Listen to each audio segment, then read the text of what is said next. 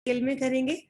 Kingdom Monera के अंदर हमने सारे टाइप के क्या स्टडी किए थे, बैक्टीरियाज, राइट। उसके बाद प्रोटिस्टा में हमने क्या पढ़े थे, यूनिसेलुलर, यूकैरियोट्स। मलेरिया कॉज करने वाला जो प्लाज्मोडियम है, प्रोटोजोआ है, वो भी इसी कैटेगरी में आता है। स्लाइम मोड्स इसमें आती है। यूग्लिना, जिसपे बहुत कंट्रोवर्सी रही है कि वो प्लांट है या एनिमल है, वो भी प्रोटिस्टा में आता है। डाई एटम्स, जिनको प्लांट्स की ज्वेलरी कहा जाता है, वो प्रोटिस्टा में आते हैं, राइट। डाइनोफ्लैजेलेट्स, जिनमें दो फ्लैजेला होते हैं, एक ट्रांसवर्स और एक लॉन्गिट्यूडनल, और जो अलग अलग कलर्स के दिखाई देते हैं, गोनियोलिक्स मैंने बताया था, red tide, they all comes under the kingdom protista. फिर आता है किंगडम फंजाई। इस किंगडम फंजाई में क्या होंगे, मल्टी सेलुलर यूकैरियोट्स। जैसे जैसे हम नेक्स्ट किंगडम में जा रहे हैं, थोड़ी थोड़ी सी एडवांसमेंट है जो बढ़ती जा रही है। मोनेरा में क्या थे, यूनिसेलुलर प्रोकैरियोट्स। फिर हम आए प्रोटिस्टा में, यूनिसेलुलर यूकैरियोट्स में सेल थोड़ी कॉम्प्लेक्स हो गई, पहले प्रोकैरियोटिक सेल थी, फिर कौन सी हो गई, यूकैरियोटिक सेल। अभी क्या होगा, यूकैरियोटिक से ज्यादा कॉम्प्लेक्स तो कोई सेल नहीं हो सकती, तो सेल वही रही यूकैरियोट्स। यूनिसेलुलर किस में कन्वर्ट हो रहे हैं आप, मल्टी सेलुलर के अंदर। तो फंजाई में कौन आते हैं, मल्टी सेलुलर यूकैरियोट्स, ठीक है। इसके बारे में हम डिटेल में करेंगे अब। किंगडम फंजाई का ये ब्रीफ इंट्रोडक्शन है कि ये जो किंगडम फंजाई है, इसमें क्या आती है, सारी की सारी फंगस, ठीक है। फंगस नाम आपने बहुत बार सुना होगा, फल खराब हो जाते हैं उस पर फंगस लग जाती है, फूड अगर आपका खराब हो जाता है उस पर फंगस लग जाती है, ब्रेड पे बहुत कॉमन फंगस देखने को मिलती है। अगर ब्रेड खराब हो जाए, पुरानी हो जाए, तो उसके ऊपर ग्रीन से कलर की फंगस आ जाती है। टिफिन में खाना कई दिनों तक बंद रह जाए तो उसमें फंगस आ जाती है। फंगस को ग्रो करने के लिए दो मेन चीजें चाहिए होती हैं, हीट चाहिए होगी और एक मॉइस्चर चाहिए, ठीक है। जहां भी थोड़ी बहुत भी गर्माइश होगी, हीट होगी, वाटर कंटेंट होगा, मॉइस्चर होगा, फंगस हमेशा वहां पर ग्रो करती है। फंगस का जो मोड ऑफ न्यूट्रिशन होता है, दैट इज दी सेप्रोफाइटिक। ये सबको पता है, डेड और डिके मैटर के ऊपर फंगस जो है वो ज्यादातर ग्रो करती है। फंगस प्लांट्स के ऊपर भी लगती है। फंगस के बाहर भी एक सेल वॉल होती है, that is made up of the chitin. वो फंगस जिस जो जब खाने में लग जाती है, हम उस खाने को देखना भी पसंद नहीं करते। हमारे हिसाब से वो खाना क्या हो चुका है, बिल्कुल खराब हो चुका है। हम उसी फंगस का स्ट्रक्चर पढ़ने जा रहे हैं कि ये भी एक ऑर्गेनिज्म है, अर्थ पे पाए जाने वाले मल्टी सेलुलर यूकैरियोट्स हैं ये। मल्टी सेलुलर मतलब बहुत सारी सेल्स होती हैं, और यूकैरियोटिक सेल्स होती हैं, प्लस इनकी जो वॉल है वो किसकी बनी हुई है, काइटिन की बनी हुई होती है। अब इसके जो इंपॉर्टेंट कैरेक्टरिस्टिक्स क्या हैं, ये हेट्रोट्रॉफिक है। हेट्रोट्रॉफिक कह लो या सेप्रोफाइटिक कह लो, मतलब डेड और डिके मैटर पे ये फीड करते हैं। ओएम का मतलब है ये ऑर्गेनिक मैटर। पैरासाइटिक भी होती हैं ये, ठीक है। पैरासाइट का मतलब मैंने कल बताया था, जो किसी और ऑर्गेनिजम्स के अंदर रहकर या किसी और ऑर्गेनिज्म के बाहर रहकर। एक तो है कि मरे हुए डिके मैटर के ऊपर ग्रो करना, एक लिविंग ऑर्गेनिज्म के अंदर रहना या उसके बाहर रहना और वहां से अपना न्यूट्रिशन लेना is known as the parasitic mode of the nutrition. Fungus जो है वो म्यूचुअल रिलेशनशिप में भी पाई जाती है, लाइकन्स। लाइकन्स मैंने पहले भी बताया था, मैं एक बार फिर से दोबारा बता दूंगी। लाइकन्स का मतलब होता है फंगस और एल्गी। एल्गी मैंने आपको बताया था, ऐसे ऑर्गेनिजम्स जो फोटोसिंथेटिक हो, वो अपना फूड खुद बनाते हैं। ये दोनों एसोसिएशन करके एक ऑर्गेनिज्म बनाते हैं जिनको कहते हैं हम लाइकन। इस एसोसिएशन को क्या कहा जाता है, लाइकन्स, ठीक है। एल्गी जो है वो फंगस को क्या प्रोवाइड कराती है, फूड, क्योंकि एल्गी क्या है, ऑटोट्रॉफिक, ये अपना खाना खुद बना सकती है। फंजाई इसको इन रिटर्न क्या देती है, शेल्टर। एल्गी फंगस को खाने के लिए फूड देती है, फंगाई, फंगस, फंजाई भी बोल सकते हो इसको, वो एल्गी को क्या देती है, शेल्टर। तो ये दोनों एक दूसरे के बगैर नहीं रह सकते। इस एसोसिएशन को क्या कहा जाता है, एल्गी, सॉरी लाइकन्स। फंगस और कई बार हायर प्लांट्स की रूट्स के अंदर भी फंगस रहती है, इस एसोसिएशन को कहते हैं माइकोराइजल। ये बहुत बहुत इंपॉर्टेंट है, याद रखना। जब फंगस एल्गी के साथ एसोसिएशन बनाती है उसको कहते हैं लाइकेंस, जब फंगस रूट्स हायर प्लांट्स की रूट्स के साथ एसोसिएशन बनाती है तो उसको क्या कहते हैं, माइकोराइजल एसोसिएशन। ये जिम्नोस्पर्म में मैं आगे आपको डिटेल में पढ़ाऊंगी कि ये रूट्स के अंदर एसोसिएशन बना के रहते हैं, वहां ये डिसीज कॉज नहीं करते। फंगस रूट्स को फायदा करती है, रूट फंगस को फायदा करती है, तो दोनों का कौन सा म्यूचुअल रिलेशनशिप है, इसको क्या कहते हैं, mycorrhizal association. Fungus show variations in the morphology and the habitat. Fungus के स्ट्रक्चर को जब आप पढ़ोगे तो इसकी फॉर्म्स अलग अलग दिखाई देती हैं, इसका हैबिटेट अलग अलग है, मतलब ये बहुत जगह पे ग्रो कर सकती है। कॉस्मोपॉलिटन है, कॉस्मोपॉलिटन वर्ड अब आपको लर्न हो गया होगा, जो चीज हर जगह पाई जाए, हर एनवायरमेंट में पाई जाए, that is known as the cosmopolitan. Bread moulds, bread moulds का मतलब होता है जो आपके ब्रेड के ऊपर फंगस आ जाती है। मशरूम, मशरूम की सब्जी सबने खाई होगी, वो भी क्या है, एक फंगस है, उसका साइंटिफिक नेम है एगैरिकस। फंगस जिसको आप खाते हो एज अ वेजिटेबल, तो उसका साइंटिफिक नेम है एगैरिकस। इंडिया में ही बहुत सारी ऐसी जगह है जहाँ फंगस को एक नॉन वेजिटेरियन फूड माना जाता है। कई लोग इसको नहीं खाते जो प्योर वेजिटेरियंस होते हैं, लेकिन अपने यहाँ भी इसको वेजिटेरियन ही कंसीडर कर कर वेजिटेबल्स में ही इसको माना जाता है, राइट। तो ये वाली जो मशरूम है ये क्या है, अगैरिकस। ब्रेड मोल्ड्स, ब्रेड के ऊपर जो उग जाती है उसको भी, उसको राइजोपस कहते हैं, मैं अभी आगे आपको उसका नाम बताऊंगी। ये ब्रीफ इंट्रोडक्शन है फंगस के बारे में। मल्टी सेलुलर यूकेरियोट्स है, सेप्रोफाइटिक होते हैं, कॉस्मोपॉलिटन है, हर जगह पाए जाते हैं, डेड डिके मैटर पे ये फीड करते हैं, ये प्लांट्स के साथ एसोसिएशन भी बनाते हैं और एल्गी के साथ भी। जब ये एल्गी के साथ एसोसिएशन बनाते हैं, that association is known as the lichens. जब ये roots of the higher plants के साथ एसोसिएशन बनाते हैं, that is known as the mycorrhizal association. इनकी मॉर्फोलॉजी भी बहुत वेरी करती है और इनका हैबिटेट भी। मॉर्फोलॉजी का मतलब होता है कोई दिखने में कैसा है, ठीक है। हैबिटेट का मतलब होता है उसका हाउस कैसा है, उसका घर कैसा है, वो कहाँ कहाँ पाई जाती है।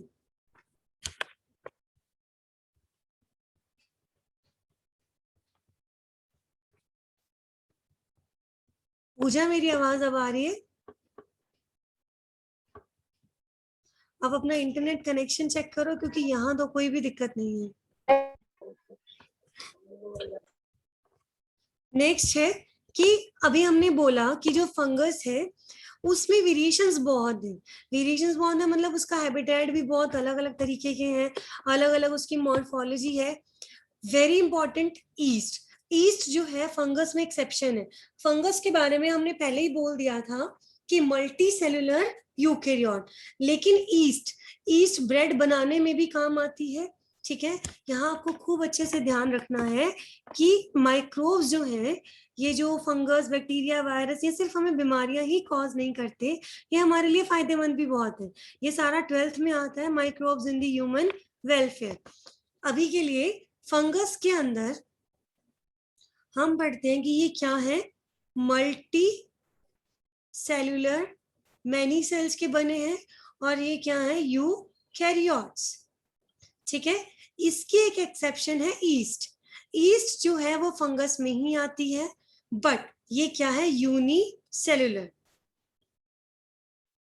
यूकैरियोट। ब्रेड बनाने में फंगस, यीस्ट का काम होता है। हम कहते हैं कि फंगस की वजह से ब्रेड खराब हो जाता है, ब्रेड मोल्ड जिसको कहते हैं, लेकिन जब ये बेकरी में ब्रेड बनाए जाते हैं वो बिना ईस्ट के बनाए नहीं जा सकते, उस ईस्ट का नाम है सैकेरोमाइसिस सेरीवीसी। ये सब 12th में आता है कि माइक्रोब्स हमें फायदा कहाँ कहाँ करते हैं। अल्कोहल बनाने में भी इसी ईस्ट का यूज होता है, ब्रेड बनाने में भी इसी ईस्ट का यूज होता है। आपको एज ऑफ नाउ इतना याद रखना है कि जो ईस्ट है वो क्या है, एक यूनिसेलुलर यूकेरियोट है, एक्सेप्शन है वो फंगस के अंदर, ठीक है। ये भी एक फंगस है। पुष्पक्सीनिया जिसको बोलते हैं, व्हीट रस्ट, गेहूं के ऊपर एक जंग जैसी बीमारी लग जाती है ऑरेंज रेड कलर की, that is a fungal disease, उसको पक्सीनिया कहते हैं, ठीक है। पेनिसिलियम, पेनिसिलियम पहली, सबसे पहली एंटीबायोटिक, ये भी 12th में पढ़ाएंगे हम, डिस्कवर हुई थी पेनिसिलिन, ठीक है। वो है एंटीबायोटिक, बैक्टीरिया के अगेंस्ट काम करती है, लेकिन वो आइसोलेट कहाँ से की गई थी? फंगस से, पेनिसिलियम नोटेटम नाम की फंगस से आइसोलेट की गई थी। उस एंटीबायोटिक का नाम है पेनिसिलिन। रिवोल्यूशनरी मेडिसिन थी, पूरे फार्मास्यूटिकल फील्ड को, मेडिकल फील्ड को इसने पलट कर रख दिया था। उससे पहले बैक्टीरियल इन्फेक्शन की वजह से बहुत दुनिया मरती थी, लेकिन जब अलेक्जेंडर फ्लेमिंग ने एंटीबायोटिक की डिस्कवरी करी, उसके बाद पूरा फार्मास्यूटिकल जो फील्ड था वो चेंज हो गया। तो वो जो पहली एंटीबायोटिक थी वो फंगस से आइसोलेट की गई थी। तो आप देख सकते हो पौधों में बीमारियां भी कॉज कर रही है। ईस्ट है, वो भी एक फंगस है जो ब्रेड बनाने में, अल्कोहल बनाने में काम भी आती है। ठीक है, पेनिसिलिन जिससे हमने एंटीबायोटिक पहली निकाली थी, वो भी क्या है? एक फंगस है। तो ये कॉस्मोपॉलिटन है, जगह जगह ये पाई जाती है, अलग अलग इसके रोल हैं। ठीक है, पैरासाइट की तरह भी रहती है। द वेरी इंपॉर्टेंट इज ये वहां ग्रो करती है जहां वार्म और ह्यूमिड प्लेसेस हो, गर्मैश हो, नमी हो, जहां पर स्किन में भी फंगल इन्फेक्शन हो जाते हैं। हमने कैंडिड नाम के पाउडर्स देखे होंगे, कैंडिडा नाम के पाउडर्स आते हैं, क्रीम्स आती हैं, शैम्पूज आते हैं। आपकी स्कैल्प पे बहुत ज्यादा फंगल इन्फेक्शन होगा, फिंगर्स के बीच में फंगल इन्फेक्शन हो जाता है, पाँव में टोज के बीच में फंगल इन्फेक्शन होता है, घुटने के नीचे की जो जगह है जहां पसीना ज्यादा आता है वहां फंगल इन्फेक्शन होता है। दूसरा, जो ओवरवेट लोग होते हैं, जिनका वजन बहुत ज्यादा होता है, स्किन टू स्किन कॉन्टैक्ट जिनका ज्यादा रहता है, वहां फंगल इन्फेक्शन ज्यादा होगा। तो फंगस हमेशा वहां ग्रो करती है जहां वार्म और ह्यूमिड कंडीशंस हो। क्यों कहते हैं कि खाने को फ्रिज में रखो, खाना खराब नहीं होगा? गर्मियों में खाना जल्दी खराब होता है, सर्दियों में नहीं होता खराब, क्योंकि वार्म और ह्यूमिड एनवायरनमेंट होता है, वहां गर्म खाना जल्दी खराब होता है। इसीलिए फूड को फ्रिज में रखा जाता है, कोल्ड और ड्राई कंडीशंस में, जिसकी वजह से जो खाना है वो खराब ना हो। राइट, इसकी जो सेल वॉल है वो किसकी मिलकर बनी है? काइटिन की। काइटिन क्या होती है? एक पॉलीसेकेराइड। जैसे यूग्लिना के बाहर जो मेम्ब्रेन थी वो पेलिकल की थी। ठीक है, और बैक्टीरिया के बाहर जो वॉल थी वो किसकी थी? पेप्टिडोग्लाइकेंस की। फंगस के बाहर जो सेल वॉल है वो किसकी है? काइटिन की। इस तरीके से इसको पढ़ोगे आप। ये तो थे इसके जनरल फीचर्स। कुछ और चीजें इसके स्ट्रक्चर के बारे में। नेक्स्ट आता है structure of the fungus. Fungus का स्ट्रक्चर कैसा होता है, मैं आपको एक एनिमेशन दिखाऊंगी, उसमें उन्होंने बहुत अच्छे से एक्सप्लेन किया हुआ है। फंगस का क्या स्ट्रक्चर होता है कि इसमें ऐसे सिलेंड्रिकल स्ट्रक्चर होती है, एक ये हो गया, एक ये, फिर इस तरह से और एक इस तरह से। तो ये जो सिलेंड्रिकल स्ट्रक्चर होता है, long hair like cylindrical structure is known as the hypha. बहुत सारे हाइफा कंबाइन होकर एक नेटवर्क बनाते हैं जो यहाँ दिखाया मैंने, this is known as the mycelium. ठीक है, फंगस का स्ट्रक्चर बड़ा अलग है। अगर माइक्रोस्कोप की मदद से फंगस का स्ट्रक्चर देखा जाए तो वो ऐसा दिखाई देता है, लंबे लंबे हेयर लाइक स्ट्रक्चर्स होते हैं, हाइफा। हाइफा कंबाइन हो गए एक नेटवर्क बनाते हैं, this is known as the mycelium. कभी कभी जो हाइफा होता है वो सिनोसाइटिक होता है। सिनोसाइटिक का मतलब होता है, जैसे ये एक हाइफा है, या इस तरह से बना लो, कैसे भी बना लो, इसमें बहुत सारे जो न्यूक्लियस दिखाई देते हैं, मैनी न्यूक्लियसिस, या आप कह सकते हो मल्टी न्यूक्लिएट। इस कंडीशन को कहते हैं सिनोसाइटिक हाइफी। और कभी कभी ऐसा हो सकता है कि ये हाइफा है, इसके अंदर सेप्टा पाए जाते हैं। सेप्टा का मतलब होता है बेटा डिवीजन, वॉल्स होती हैं जो इसको डिवाइड करती हैं। अब क्या होगा, हर सेक्शन में एक न्यूक्लियस होगा। तो दो तरह के हाइफा है, किस तरीके का हाइफा है कि बीच में कोई डिवीजन नहीं है, बहुत सारे न्यूक्लियस है, उसको कह दिया सिनोसाइटिक हाइफी। ठीक है, और एक हाइफा ऐसा है जिसमें बहुत सारे सेप्टा हैं, तो अलग अलग कंपार्टमेंट में ये डिवाइड हो गया, हर कंपार्टमेंट में क्या है? एक एक न्यूक्लियस है। ठीक है, अब आता है रिप्रोडक्शन, कि ये रिप्रोड्यूस कैसे करती है। फंगस भी तो एक सेल है, अपना नंबर बढ़ाएगी। ये तीन तरह से रिप्रोड्यूस कर सकती है। एसेक्सुअल मोड है ये, वेजिटेटिव मोड, जहां सिर्फ सिंगल पेरेंट इन्वॉल्व होगा। ठीक है, फ्रेगमेंटेशन हो सकती है, बर्डिंग हो सकती है, बाइनरी। बर्डिंग और बाइनरी आपको क्लियर होगा कि ये एक सेल है, इसके ऊपर एक छोटी सी बर्ड अराइज होती है, बाद में वो बर्ड सेपरेट हो जाती है और दो ऑर्गेनिजम्स बन जाते हैं। बाइनरी फिजन मैं आपको बता चुकी हूँ, एक ऑर्गेनिज्म दो में डिवाइड हो जाता है। बाइनरी मतलब टू, फिजन मतलब ब्रेक होना। फ्रेगमेंटेशन का क्या मतलब होता है? टूटना। तीन मेथड्स हैं एसेक्सुअल रिप्रोडक्शन के, एक तो है बाइनरी फ्यूजन, ये ऑर्गेनिज्म दो में डिवाइड हो जाएगा। एक है बर्डिंग, इस ऑर्गेनिज्म पे एक बर्ड अराइज हुई, बाद में ये ऑर्गेनिज्म अलग हो गया, बर्ड अलग हो गई, दो ऑर्गेनिजम्स हो गए। फ्रेगमेंटेशन का मतलब है कि ये मान लो फंगस है, ठीक है, ये थोड़ी देर में फ्रेगमेंट्स में डिवाइड हो जाती है, छोटे छोटे फ्रेगमेंट्स एक अलग ऑर्गेनिज्म बना लेते हैं। This is known as the fragmentation. Simple है, फ्रेगमेंटेशन मतलब फ्रेगमेंट्स में डिवाइड हो जाना, ठीक है। एक और एसेक्सुअल रिप्रोडक्शन स्पोर्स की मदद से भी होता है, ठीक है, कोनिडियोस्पोर्स और ज़ूगोस्पोर्स। यहाँ पे जो ज्यादातर क्वेश्चन पूछे जाएंगे वो ये है कि सेक्सुअल में कौन से स्पोर्स बनते हैं और एसेक्सुअल में कौन से स्पोर्स बनते हैं, ये आपको नाम ही याद रखने पड़ेंगे, कोनिडियोस्पोर्स और ज़ूगोस्पोर्स। स्पोर्स हमेशा फ्रूटिंग बॉडीज पे अराइज होते हैं। फंगस जो है वो एक इस तरीके की फ्रूटिंग बॉडी बनाती है, ये स्टॉक होती है, और ये क्या है, बल्ब लाइक स्ट्रक्चर। इस मशरूम की तरह जो दिखाई दे रहे हैं, इस बल्ब लाइक स्ट्रक्चर पर छोटे छोटे से स्पोर्स आ जाएंगे, ये हवा चलेगी तो ये स्पोर्स जो है वो अलग हो जाएंगे, जगह जगह कहीं पे जाकर गिर जाएंगे और वहां पे नए नए ऑर्गेनिजम्स को जन्म देंगे। तो ये क्या है, ये सेक्सुअल रिप्रोडक्शन है, लेकिन किसकी मदद से, स्पोर्स की मदद से। सिंपल एक फ्रूटिंग बॉडी बनी, उसके ऊपर छोटे छोटे स्पोर्स बन गए, तेज हवा आई, आंधी आई, तो ये स्पोर्स जगह जगह बिखर जाएंगे और नए ऑर्गेनिजम्स को जन्म देंगे। सेक्सुअल रिप्रोडक्शन में क्या होगा, वहां पे जब भी सेक्सुअल आ गया मतलब यहाँ पे दो पेरेंट्स इन्वॉल्व होंगे, राइट। इसके तीन फेजेस होते हैं, प्लाज्मोगेमी, कैरियोगेमी एंड मियोसिस। गेमी वर्ड जहां पर भी आ जाता है उसका मतलब होता है मिलना, फ्यूजन होना। एक होता है फीजन, एक वर्ड होता है फीजन। जब तक आप इन मतलब नहीं जानोगे आप गलतियां करते जाओगे पढ़ने में। एक होता है फ्यूजन, फ्यूजन का मतलब होता है ब्रेक, टूटना, ठीक है। फ्यूजन का मतलब होता है ज्वाइन,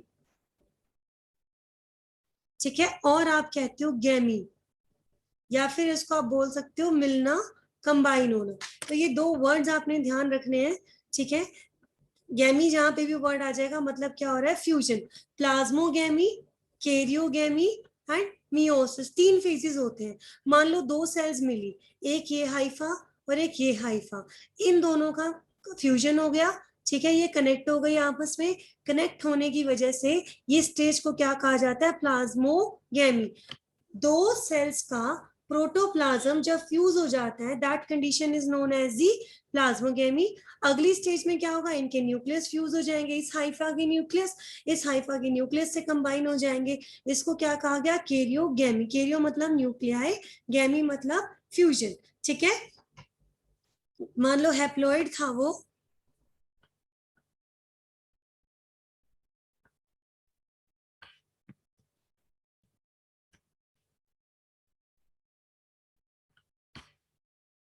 पहले एक सेल मिली, एक हाइफा मिला और एक हाइफा मिला, इन दोनों का फ्यूजन हो गया, इसको कहा प्लाज्मोगेमी। थोड़ी देर बाद इनके जो न्यूक्लियस थे वो भी आपस में फ्यूज हो गए, इसको कहा हमने कैरियोगेमी। इनके न्यूक्लियस हैप्लॉइड होते हैं, हम एन से रिप्रेजेंट करते हैं, single set of the chromosome. तो ये क्या बन गया, अब डिप्लॉइड, ठीक है। अब क्या होगी इसकी मियोसिस। ये जो जाइगोट बनता है डिप्लॉइड, ये क्या करेगा, हैप्लॉइड ऑर्गेनिजम्स बनाएगा, स्पोर, और उससे क्या बन जाएगी, नई फंगस बन जाएगी। इस तरीके से तीन फेजेस आएंगे इसके, प्लाज्मोगेमी, कैरियोगेमी और एक क्या है, मियोसिस। एक सेल और एक ये सेल, ये आपस में क्या हो गई, फ्यूज। इसको हमने नाम दिया प्लाज्मोगेमी। दो पेरेंट इन्वॉल्व है इसीलिए है ये सेक्सुअल रिप्रोडक्शन।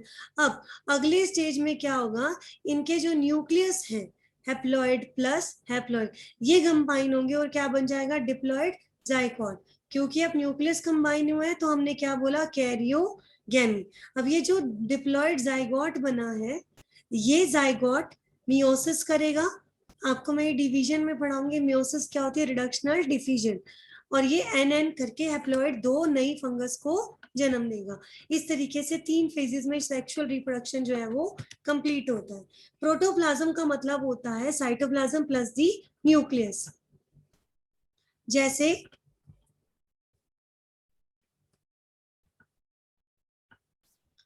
ये आपको ध्यान रखना होगा, साइटोप्लाज्म और प्रोटोप्लाज्म। ये एक सेल है, ये इसका न्यूक्लियस है, और जगह जगह बाहर ऑर्गेनल्स है। मान लो ये माइटोकॉन्ड्रिया हो गया, गोल्जी बॉडीज हो गई, कोई और, मान लो ये लाइसोसोम्स हो गए। सेल में बहुत सारे अलग अलग ऑर्गेनल्स हैं। बाहर जो लिक्विड भरा हुआ है न्यूक्लियस के बाहर और इस सेल ऑर्गेनल्स के बाहर, इस लिक्विड को हम कहते हैं साइटोप्लाज्म। समझ रहे हो? एक सेल है, न्यूक्लियस है, ऑर्गेनल्स है अंदर, उसके बाहर बाहर जो लिक्विड है वो क्या है? साइटोप्लाज्म। लेकिन अगर मैं कहूं न्यूक्लियस के अंदर का भी लिक्विड, माइटोकॉन्ड्रिया के अंदर का भी लिक्विड, गोल्जी के अंदर का भी, लाइसोसोम की, मतलब एक तो सेल के अंदर टोटल जितना लिक्विड है वो क्या है? प्रोटोप्लाज्म। साइटोप्लाज्म क्या है? न्यूक्लियस के बाहर और सेल ऑर्गेनल्स के बाहर जो लिक्विड है वो साइटोप्लाज्म है। लेकिन अगर सेल के अंदर टोटल जो लिक्विड है, न्यूक्लियस के अंदर का मिला लो, ऑर्गेनल्स का अंदर का मिला लो, वो क्या है? Protoplasm. Asexual reproduction is by two spores, conidio and zoospores. Sexual में वैसे 3 फेजेस आते हैं, प्लाज्मोगेमी, कैरियोगामी एंड मियोसिस। प्लाज्मोगेमी में प्रोटोप्लाज्म फ्यूज हो जाते हैं, कैरियो में न्यूक्लियस फ्यूज हो जाते हैं, मियोसिस में जाइगोट डिवाइड होते हैं। 3 टाइप के स्पोर्स भी इनमें इन्वॉल्व है, ओवोस्पोर्स, एस्कोस्पोर्स एंड बेसिडियोस्पोर्स। ये स्पोर्स के आपको नाम ध्यान रखने हैं। कभी कभी क्या होता है, कुछ फंगस के अंदर, हम आगे डिटेल में करेंगे, एक डाइकैरियोन फेज भी आता है। ठीक है? डाइकैरियोन फेज का मतलब है जैसे न्यूक्लियस से एक न्यूक्लियस कंबाइन हुआ, हमने कहा कि जाइगोट बन गया, उसी टाइम कई बार क्या होता है कि न्यूक्लियस से न्यूक्लियस इमीडिएटली फ्यूज नहीं होते, वो एक इस तरीके का स्ट्रक्चर बनाते हैं, इस तरीके का, जिसमें आप कह सकते हो 2 न्यूक्लियस है, तो उस फेज को कहा जाता है डाई कैरियोन फेज और डाई कैरियो फेज। डाई मतलब 2, कैरियो मतलब न्यूक्लियस। इसको आराम से समझो, कंफ्यूज नहीं होना इसमें। मैंने बोला कि कैरियोगेमी होती है, न्यूक्लियस का फ्यूजन, और क्या बन जाता है? जाइगोट। कुछ फंगस के अंदर जैसे बेसिडियोमाइसिटीज के अंदर न्यूक्लियस से जब न्यूक्लियस कंबाइन होता है तो इमीडिएटली जाइगोट ना बनकर एक ऐसी फेज बन जाती है। एक सेल तो होती है लेकिन उसमें 2 न्यूक्लियस अलग अलग दिखाई देते हैं, तो उसको क्या कहते हैं हम? Dikaryophase. लेकिन ये फिर उसके बाद जाइगोट में ही कन्वर्ट हो जाता है। सिंपल है, कई बार एकदम से जाइगोट नहीं बनता, पहले ये फेज बनती है फिर ये फेज बनता है। इस फेज को क्या कहा गया है? Dikaryon phase. उसके बाद हम इसकी क्लासिफिकेशन पढ़ेंगे। 4 तरह की फंगस हम पढ़ेंगे, फाइकोमाइसिटीज, एस्कोमाइसिटीज, बेसिडियो एंड ड्यूटीरियो। इसके एग्जाम्पल बहुत इंपॉर्टेंट है। चल का करो, कौन छोड़ा है? मैं छोड़ो, तू तो ले रहा है। कोई नंबर चेक करने से किसी से वो तो तेरा फ्रेंड का नंबर काटो देखा, मेरे लिए तो सेव ही नहीं नंबर।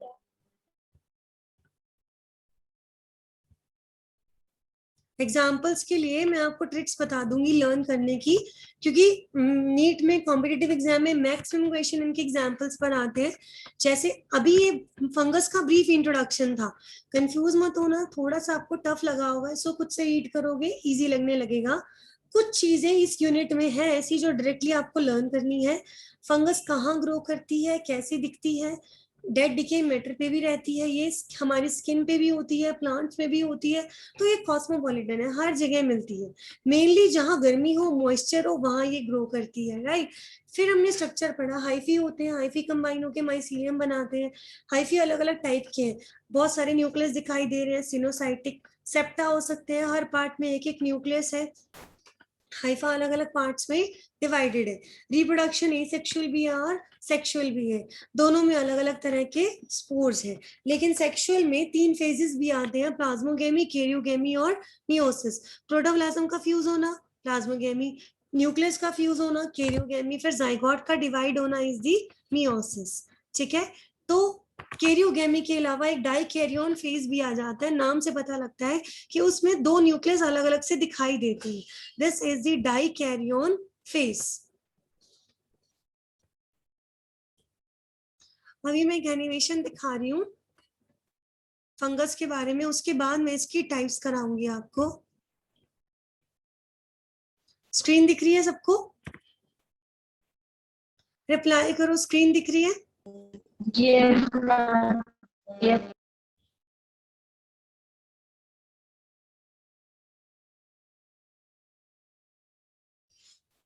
मैं वीडियो प्ले कर रही हूँ, तो मुझे साथ सभी अभी बताओ कि आपको वॉइस आ रही है या नहीं आ रही वीडियो की।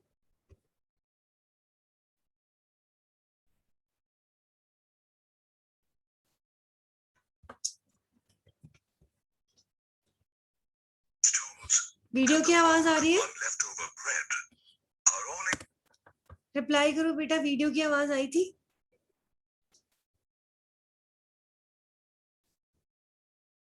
Yes, ma'am. ठीक है, मैं प्ले कर रही हूँ, देखो इसको। काफी चीजें इसमें क्लियर होंगी अपनी आंखों से देखकर। Examples of fungi. Fungi can be found everywhere. Are all examples of fungi. Fungi can be found everywhere. Common mushrooms, toadstools, and the mold on leftover bread are all examples of fungi. Fungi can be found everywhere. Water, air, soil, plants, and animals. While there are some fungi like Virginia that can cause diseases like wheat rust in plants, there are also some like Penicillium that provide us with antibiotics. With the exception of yeasts, which are unicellular, fungi are usually filamentous. Fungi consist of long, slender, thread-like structures called hyphae. The network of hyphae is known as mycelium. समझ आ रहा है यहाँ तक? Reply करो बेटे, हमारे पास time कम होता है, आप लोग जवाब नहीं दोगे तो ये मैं कैसे आगे कराऊं?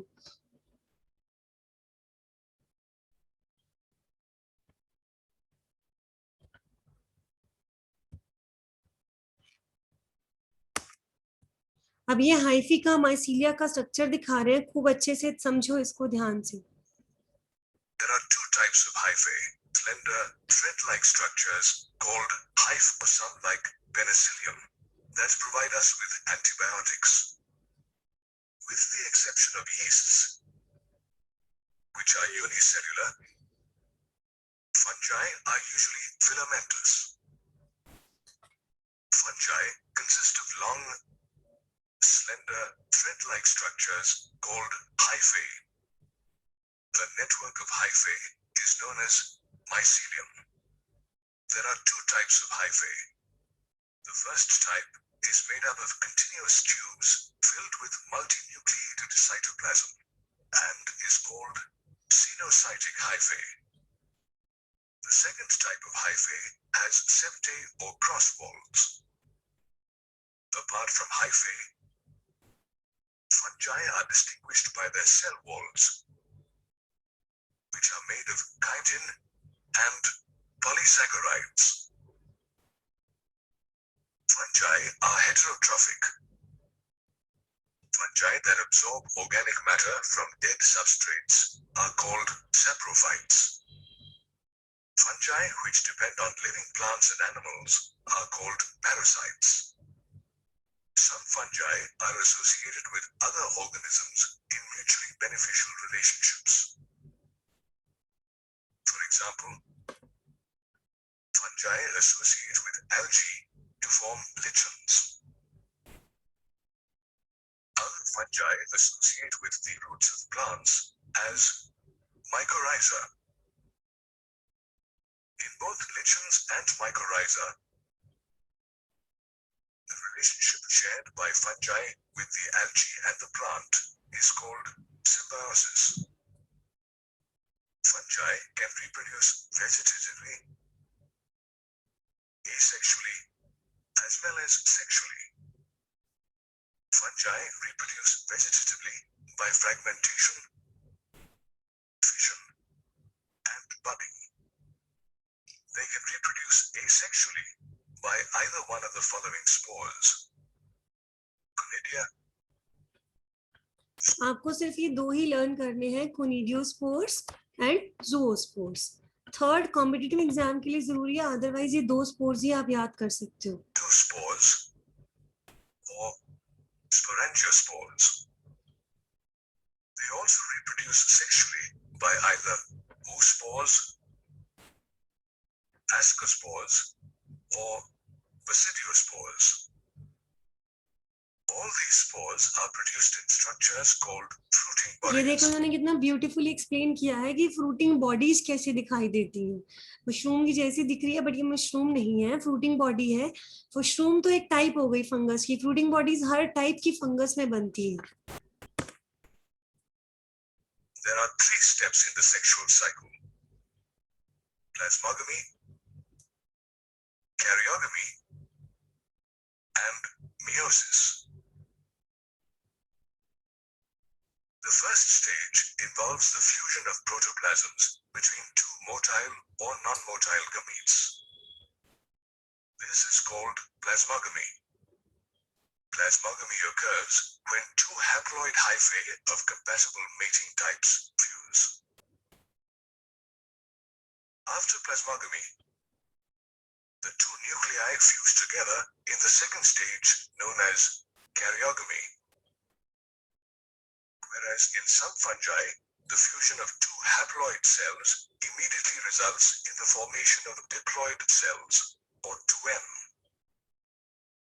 In other fungi, like ascomycetes and basidiomycetes,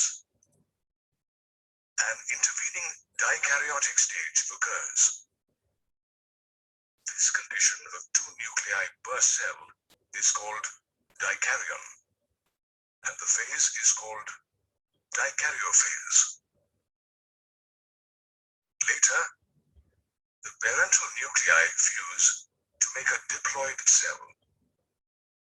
The third stage involves reduction division, that is, meiosis, to form haploid spores. Meiosis occurs in the fruiting bodies of fungi. Together, the fruiting bodies,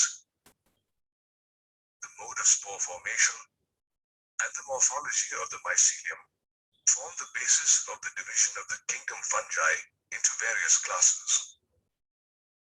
There are 4 main classes of fungi: Phycomycetes, Ascomycetes, Basidiomycetes, and Deuteromycetes. Phycomycetes are found in aquatic habitat